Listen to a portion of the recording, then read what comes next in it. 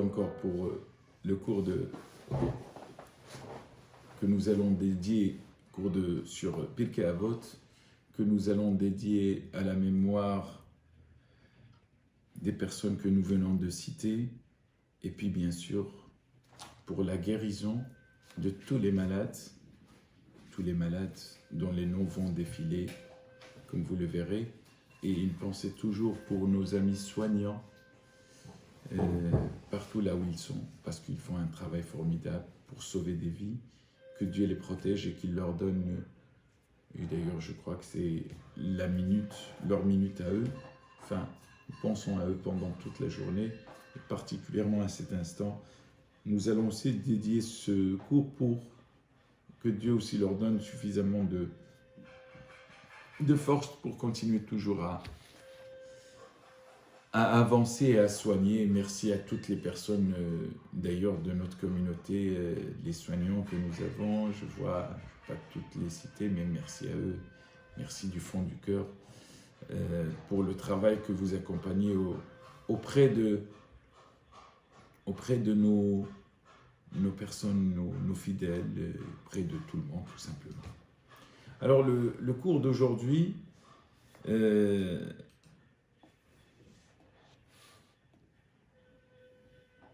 on va parler de cette Mishnah qui est pratiquement à la fin du 2e chapitre. Et Rabbi Tarfon, que vous connaissez dans la Haggadah de Pessah, dit la chose suivante. Rabbi Tarfon Omer, Hayom Katser, Ve'am Melacha Meruba, Ve'apo'alim Atzelim, Ve'asachar Harbe, U'ba'al Habayit Dohek. Rabbi Tarfon dit la chose suivante. La journée est courte. Le travail est considérable. Les ouvriers sont indolents. Cependant, le salaire est important. Et le maître presse. Le maître, c'est le Baal Habayit. Ce même Rabbi Tarfon disait la chose suivante. Lo alecha melacha ligmor. Il disait que, encore, tu n'es pas obligé d'achever le travail. Velo ata ben horin libatel mimena. Mais par contre, tu n'es pas non plus libre de s'y soustraire complètement. Im lamata Torah harbe, si tu as bien étudié la Torah, eh bien, notnim lach sachar harbe. Ta récompense sera grande et bien sûr en fonction du temps que tu as consacré à cette étude. Vene'eman hu ba'al melachtecha. Et ton maître sera fidèle. Sheishalem lach sechar pe'ulatecha. Il sera fidèle quant à t'acquitter, plutôt à acquitter le salaire de ton travail. Et sache tout de même, Matan secharan shel tzadikim le'atid lavo. La récompense des justes, elle est plutôt réservée pour le monde à venir. C'est une Mishnah qui est formidable, mais que l'on va essayer de voir avec vous et d'essayer de comprendre.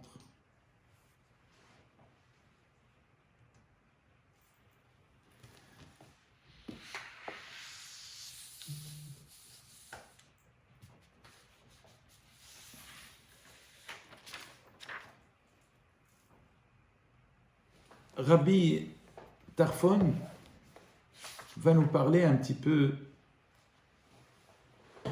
il va donner une leçon aux hommes, finalement, qui vont se mettre à l'étude de la Torah.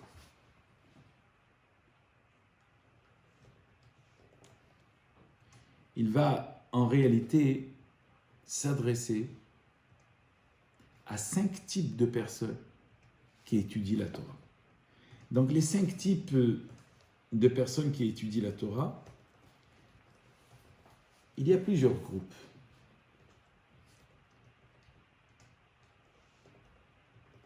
En réalité, quand on étudie la Torah, on est pris dans une forme de flamme sainte et on a envie toujours de réfuter ce que l'autre dit.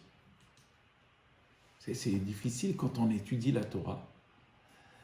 On a toujours sur quoi s'appuyer, mais moi j'ai appris comme ça, toi tu as appris comme ça. Chacun, pas essayer d'avoir raison, parce que quand on essaie d'avoir raison, c'est que on a forcément tort. On n'essaie pas d'avoir raison sur l'autre. On essaie tout simplement de faire comprendre à l'autre notre raisonnement, c'est différent. Rabbi Tarfon, il dit qu'il y a en réalité 5. Le premier groupe, qu'est-ce qu'il va dire?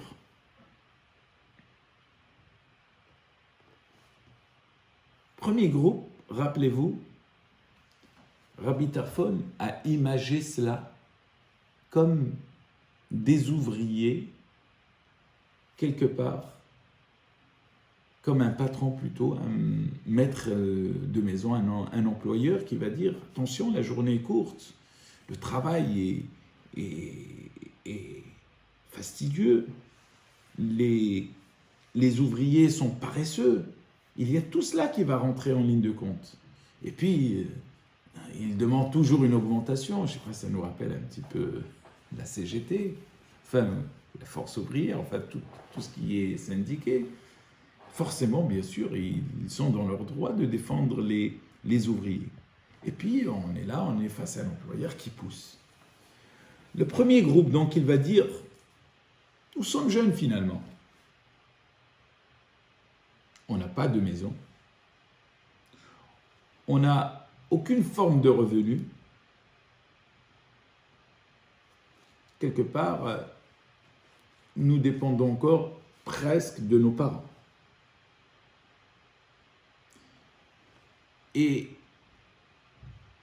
qu'est-ce que ces derniers vont dire? On va d'abord s'atteler au monde matériel. Nous n'avons rien entre les mains. L'étude arrivera après. D'abord, on va aller sur le marché, on va les vendre, on va acheter, vendre, etc. On va s'enrichir quelque part matériellement. On va essayer d'avoir des voyages par-ci, par-là. Enfin, d'avoir une forme de vie agréable. Et quand on sera un peu plus peut-être à la retraite, bon, là, la retraite, elle tombe toute seule. On n'a plus de complexes. Ce qui se passe, on n'a plus de contraintes, pardon, pas de complexes. On peut se lever à n'importe quelle heure. On peut étudier, on peut faire ce que l'on veut.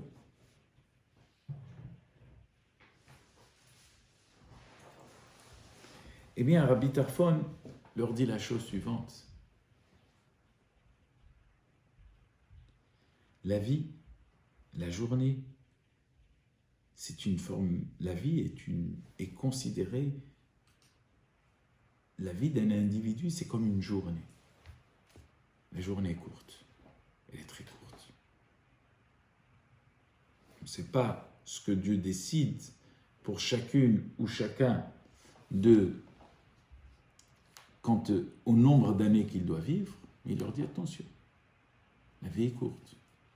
Tu es en train de faire des projections. D'abord, tu te nourris matériellement. Après, tu te dis, je vais chercher le côté spirituel. Sans parler encore des bonnes manières, parce que, rappelez-vous ce que nous avons dit hier, le côté spirituel n'a de sens que s'il a les bonnes manières qui vont avec. Or, là, on se dit, oh, j'ai le temps, là, je travaille beaucoup, je voyage beaucoup, j'ai trop d'affaires en cours, je ne peux pas prendre 5 minutes pour étudier. Quand je serai à la retraite, je viendrai tous les jours à la synagogue, je comprendrai tous les jours le minyan. Et c'est vrai d'ailleurs, quand on va à les synagogues, ce qui se passe le plus souvent, ceux qui sont là le matin, loin de mon idée de Halila Behas, de dire que les autres ne font pas d'efforts, mais c'est un constat. Ceux qui viennent à la synagogue le matin, et même très tôt, et parfois ils viennent même plus tôt que ceux qui travaillent. C'est-à-dire qu'en réalité, quand tu travailles, tu as envie de dormir un peu plus. Et quand tu arrives à la retraite, tu n'as plus envie de dormir. Et donc tu te lèves, le seul endroit qui est encore ouvert le matin, encore pas tellement tôt, c'est la synagogue. Et donc tu atteins cet âge-là, et en règle générale, vous avez donc ces personnalités qui sont à la synagogue. Rabbi Tarfon, il leur dit attention, la journée est courte. C'est-à-dire qu'en clair, tu ne peux pas savoir le nombre d'années que tu vas vivre. C'est ça, la journée est courte. On ne sait pas ce que Dieu nous donne. Et puis tu es en train de te projeter. Malheureusement, nous avons vu des gens qui, malheureusement, n'ont même pas profité de leur retraite. Je ne le souhaite pas, Dieu en préserve. Mais dès lors où on a ça, dès lors où on a cette réflexion-là, eh bien, on s'attaque à ce que Rabbi Tarfon a dit. Peut-être qu'on n'aura peut-être même pas le moment de s'enrichir intellectuellement et bien sûr spirituellement. Donc, l'étude, la journée est courte. Donc, il faut y penser en même temps quand on est dans une forme, quand on est encore actif. Et puis la deuxième chose que le deuxième groupe,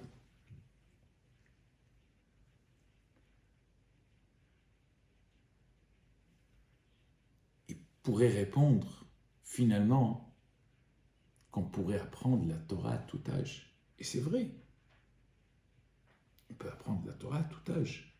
On peut apprendre à faire les mitzvot à tout âge. C'est pas, j'entends par-ci et par-là parfois dire, ah, vous savez, moi, j'ai jamais mis, j'ai eu un jour un monsieur qui me dit, écoutez, moi, j'ai pas l'habitude de mettre les tefilines, donc ça va, ne vous offusquez pas, monsieur le rabbin, j'ai pas l'habitude de... Je dis, apprenez à les mettre. Oui, mais vous vous rendez compte à mon âge. Mais il n'y a pas d'âge. On apprend à tout âge à faire, à mettre en pratique ce que nous dicte notre Sainte Torah. Mais en même temps, quand on arrive à un certain âge, eh bien on ne comprendra pas, on n'aura pas la même, comment dirais-je, on n'aura pas la même finesse d'esprit que lorsque nous sommes jeunes. Lorsqu'il y a un certain âge, l'esprit et l'intérieur de l'individu, il est comme une éponge. Tout ce qu'il reçoit, il l'attrape comme une éponge. Vous savez, l'éponge, sa fonction, c'est de retenir l'eau, c'est de retenir tout ce qui tombe. Et quand vous la prenez, elle est légère. Et quand elle prend de l'eau, elle devient lourde. Eh bien, les enfants, c'est quand ils ont un âge, quand ils sont dans la jeunesse, dans leur jeunesse, ce qu'on apprend jeune, on ne l'oublie jamais. Et même d'ailleurs, pour avoir visité même beaucoup de malades, malheureusement, qui sont frappés de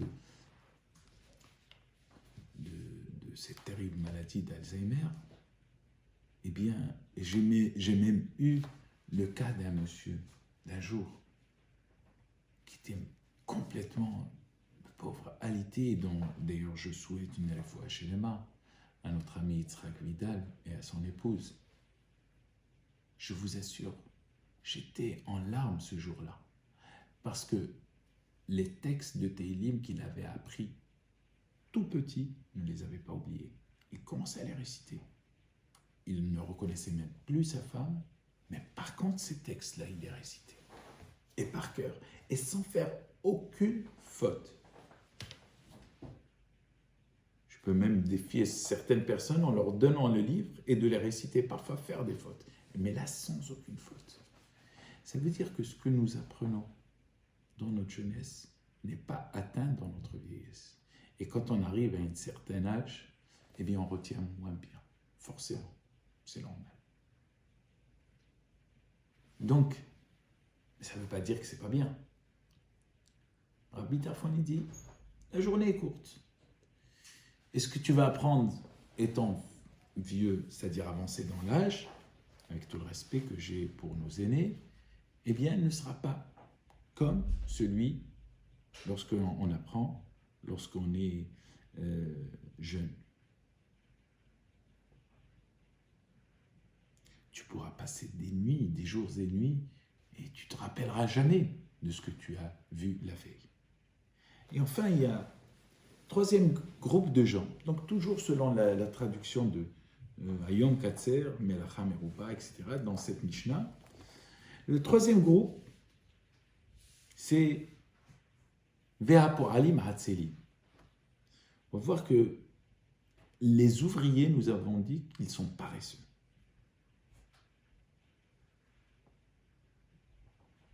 Est-ce que quelqu'un qui est paresseux, est-ce qu'il donne envie à son employeur de le rétribuer, de lui donner un salaire conséquent? Non.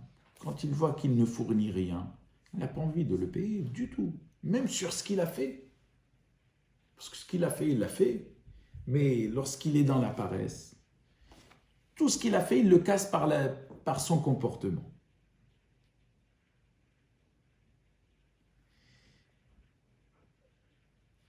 Un employeur, qu'est-ce qu'il peut chercher de bon chez les ouvriers? Quand il les aime, et on a, grâce à Dieu, beaucoup d'employeurs qui aiment bien leurs ouvriers et qui lui rendent bien, quoi. Enfin, et les ouvriers le rendent bien à leur employeur. Pourquoi? Parce qu'il y a un enthousiasme. Il y a l'amour de travailler en équipe, de montrer à son employeur, c'est vrai, qu'il est là pour payer leur salaire. Mais ils sont là aussi heureux. Vous savez, j'ai un exemple qui est souvent frappant dans les grandes usines. J'ai vu ça parfois en Allemagne et ailleurs. Au moment de la disette, enfin, quand je dis la disette, au moment quand il y a la dureté financière qui frappe le pays, eh bien ces mêmes ouvriers, j'ai vu ça un jour à un reportage, j'étais agréablement surpris du comportement, et certainement même en France, et par-ci, par-là, ailleurs. J'ai vu que ces ouvriers-là ont diminué d'une manière très forte leur salaire pour permettre à cette usine de ne pas sombrer. Ils l'ont fait, certes, pendant un certain temps, et puis elle s'est relevée. Ça, c'est l'enthousiasme. C'est-à-dire qu'ils ont montré à leur employeur que nous sommes aussi avec vous dans les moments de difficulté. Et donc, sur quoi l'employeur va juger son ouvrier? C'est sur l'enthousiasme qu'il émet pendant qu'il va effectuer sa tâche. C'est là aussi. Notre employeur, c'est Dieu. C'est ce troisième groupe, combien même il va étudier, combien même il va ceci, cela, mais c'est l'enthousiasme qu'il va mettre pour arriver à cette étude. Il ne faut pas que ça soit juste parce qu'il veut faire juste acte de présence. Non, ce n'est pas l'acte de présence qui compte. C'est la responsabilité qu'il va prendre. C'est l'engagement qu'il va prendre au moment de la difficulté. C'est les bonnes initiatives. Voilà ce que c'est qu'un bon ouvrier. Pas celui qui est là et va dire, bon, mais je vais faire mes 35 heures, et ben, si ça marche, ça marche pas, c'est pas grave. Non, c'est pas ce qu'attend un employeur. C'est pas du tout ce qu'attend un employeur. C'est qu'il prenne des initiatives. Et vous verrez que parmi les ouvriers, c'est toujours ceux qui ont pris de bonnes initiatives avec enthousiasme qui auront toujours réussi. Alors, bien sûr qu'il y a ceux qui ne le font pas avec bon cœur, ceux qui le font parce qu'ils peuvent être carriéristes ou autres, mais cela se voit. Ça se voit, mes chers amis. Si chaque individu considère que l'argent de son employeur est comme si lui, il avait été à sa place, eh bien, la récompense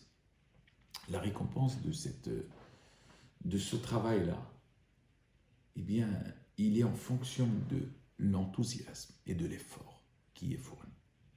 Donc ça, c'est aussi Dieu. Il juge aussi l'enthousiasme. C'est ce que Rabbi Tarfon dit. Vea po'alim atzelim. Alors, il y a un quatrième groupe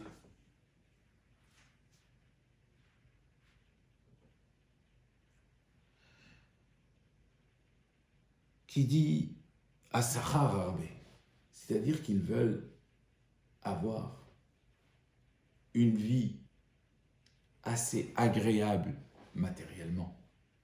Ils disent à Dieu, mais donne-nous de quoi subvenir totalement et aisément à notre famille, et tu vas voir, on va s'occuper de cela. C'est-à-dire qu'ils vont conditionner leur étude ou leur donation vis-à-vis de Dieu par rapport à ce que Dieu va leur donner. C'est du chantage. Même si c'est bon, c'est vrai, il y a, vous savez, nous le faisons avec les enfants, le bâton et la carotte, bien sûr. Il y a un enfant, écoute, si tu travailles très très très bien, ben tu vas avoir cela. Mais là, il ne s'agit pas du bâton et la carotte. C'est de dire à Dieu, je veux cette aisance-là. Et tu verras que je vais te servir d'une manière très forte. À cela, Rabbi Tarfon, au cinquième groupe, si j'ose dire, il leur dit la chose suivante. Mais c'est vrai que le salaire est important. Mais leur argument, il manque finalement d'intelligence. Pourquoi ?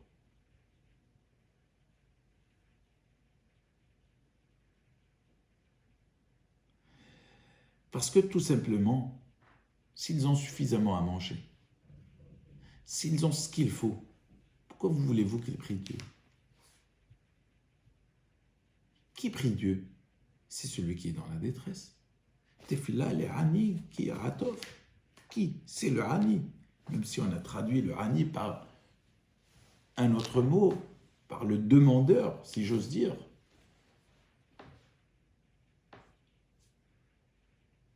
Comme nous disons, Hané, nous, Eloke, réponds-nous. Nous sommes des demandeurs de Dieu. Nous sommes tels que des serviteurs et nous demandons à Dieu de nous combler de ses bénédictions. Mais Tefila, les Hani, c'est le pauvre qui va demander. Le pauvre, il n'a pas de quoi manger, donc il va lever ses yeux vers Dieu. Mais le riche, une fois que Dieu lui a donné tout, pourquoi il va lever ses yeux vers qui ? Vers Dieu. J'ai ce qu'il faut. Pourquoi vais-je lever mes yeux ? Et puis,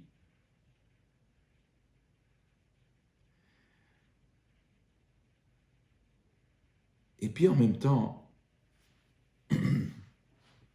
et ça nous le savons,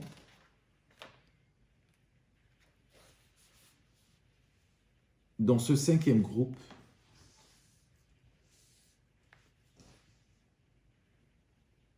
qu'est-ce que ces mêmes personnes qui sont dans la richesse et dans l'aisance, qu'est-ce qu'ils disent ? Je veux étudier, mais je vais demander à Dieu de me donner la santé, de me donner la force d'étudier jour et nuit, et là, je ferai le nécessaire. Mais rappelez-vous du premier groupe qui s'est dit « La journée est trop longue, la journée est courte, mais nous avons tout notre temps, parce que nous allons finalement, nous allons vivre, et puis quand on sera à la retraite, comme je vous disais tout à l'heure, eh bien on fera le nécessaire. » Eh bien, quand on avance dans le temps, il y a la fatigue corporelle qui se sent, qu'on commence à sentir. Et donc, toutes les facultés physiques que nous pouvons avoir dans sa jeunesse, eh bien, on va finir par la perdre. Eh bien,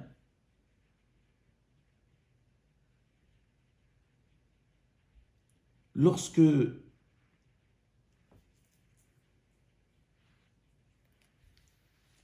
l'employeur qui est Dieu, rappelez-vous ce que nous avons dit tout à l'heure, lorsqu'il presse, pour obtenir des résultats. C'est-à-dire, oh, réveillez-vous, il faut qu'il y ait des résultats. Eh bien, ça veut dire tout simplement, ne mets pas tes problèmes en avant pour mettre de côté ce qui va te permettre de construire une autre vie qui est celle du monde futur. Car finalement, parce qu'il y a eu la négligence, c'est-à-dire le bitul Torah, parce que tu as pris tout ton temps nécessaire, et quand tu arrives à un certain âge, eh bien, les problèmes commencent à arriver, les souffrances commencent à arriver aussi.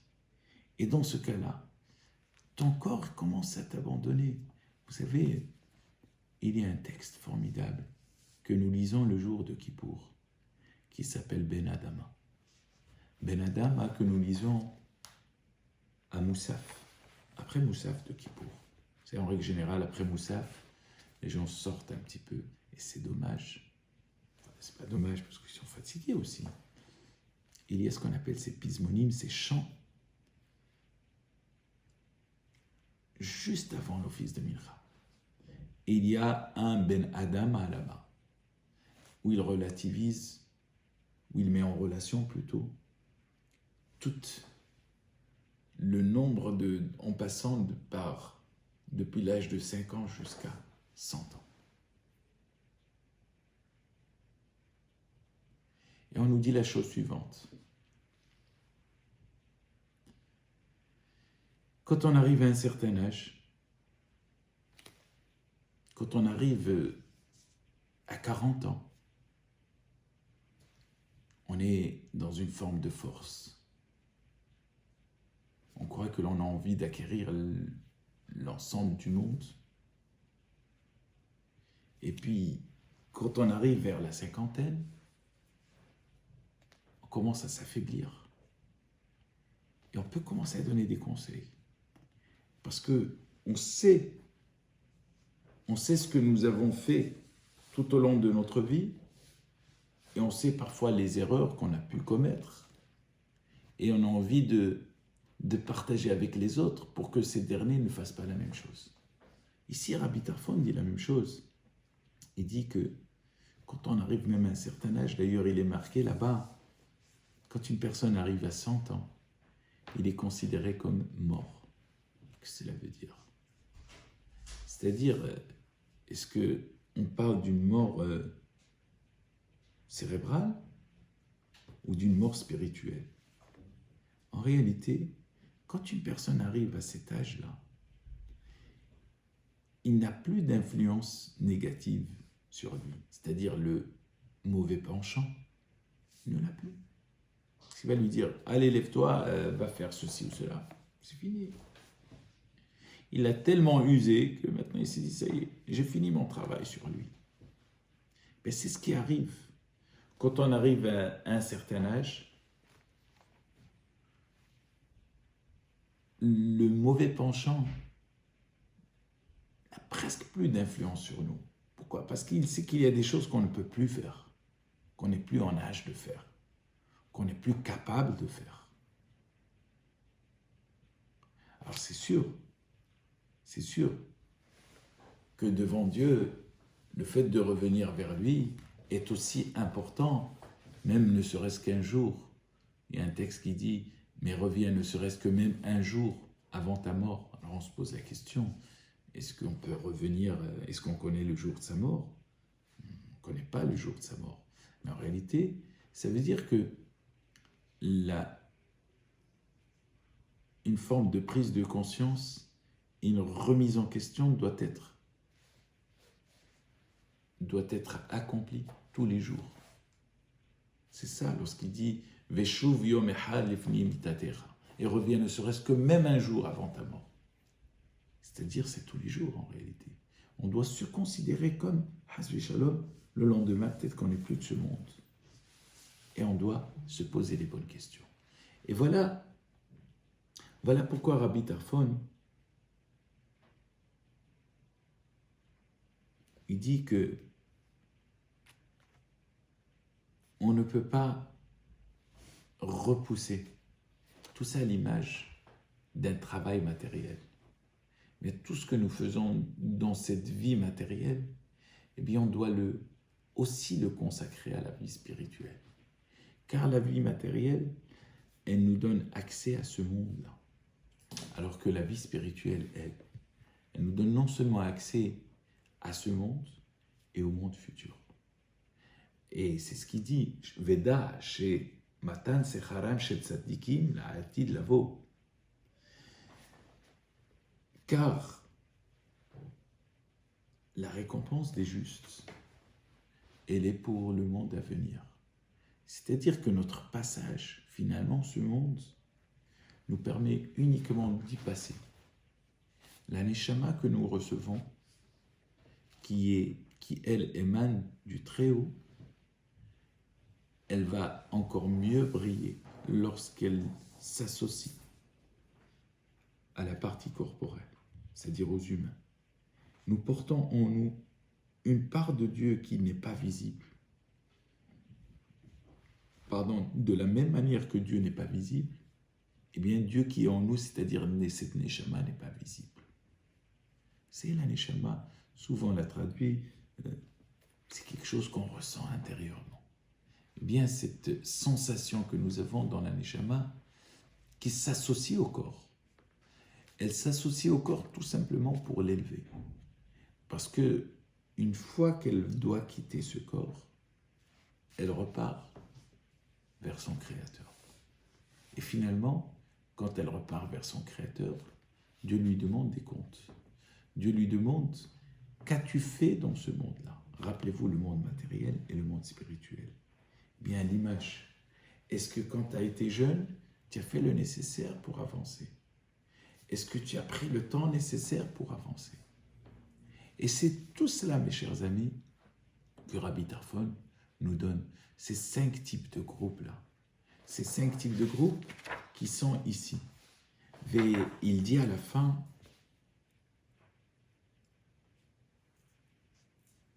tu ne peux pas dire non plus, souvent, et par-ci et par-là, il y a des gens qui ont fait du bien, ils disent, ah, je fais du bien, et regarde, il n'y a rien qui arrive. Eh bien, dis-toi une chose, tu ne dois pas regretter le bien que tu as pu accomplir. Car, comme Rabbi Tarfon dit, la récompense des justes est réservée au monde futur et pas dans ce monde. Car notre but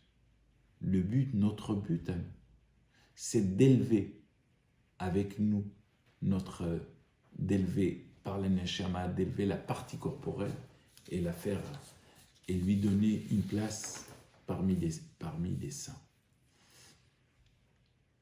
Et cette Neshama, elle s'associe au corps. Vous savez, quand elle s'associe au corps, elle est aussi responsable que le corps. Quand elle arrive devant Dieu, on ne peut pas lui dire, écoute, moi j'étais chez un monsieur, il n'est jamais sorti de la maison. Mais attends, je t'ai mis dans ce corps, tu étais aussi associé. La Gemara dit, dans cette image d'un homme qui est, comment on dit, estropié, qui n'a pas de pied, enfin un homme qui était cul-de-chat, oui. Enfin, il était avec un aveugle. Et ils sont rentrés dans un jardin. Et puis, tous les deux, il y a donc celui qui était aveugle a senti une odeur de fruits. Et puis, celui qui était malheureusement donc estropié, qui n'avait pas de pied, il a vu la couleur de ces fruits agréables. Et puis, l'un se tourne vers l'autre en disant, mais j'aimerais bien cueillir de ces fruits-là. Donc celui qui est estropié, malheureusement, dit, mais je ne peux pas l'atteindre. L'autre, il lui dit, mais moi non plus, je peux pas je ne vois pas. Il dit, mais écoute, c'est simple. Je n'ai qu'à te prendre sur mes épaules, je te monte, tu vas les cueillir et on va partager.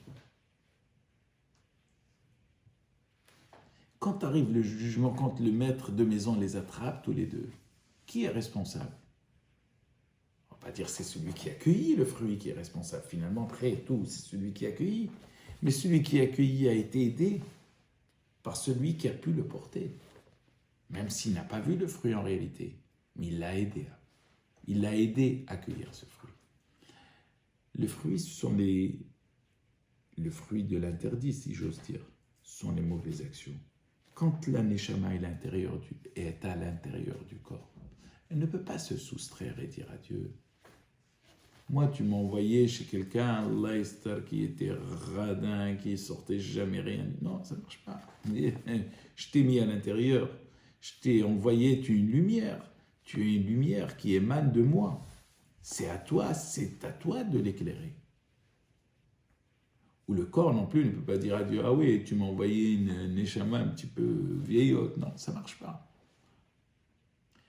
Et c'est en cela que nous disons la neshama qui arrive devant Dieu, même si on pense que le corps ne le sent pas. Mais la neshama va exprimer ce que le corps ressent. Et c'est la raison pour laquelle tout ce que nous accomplissons, même si parfois nous n'avons pas les résultats attendus, eh bien, on ne doit pas regretter. Parce que ce que nous avons fait, ce que nous avons accompli, c'est un bagage.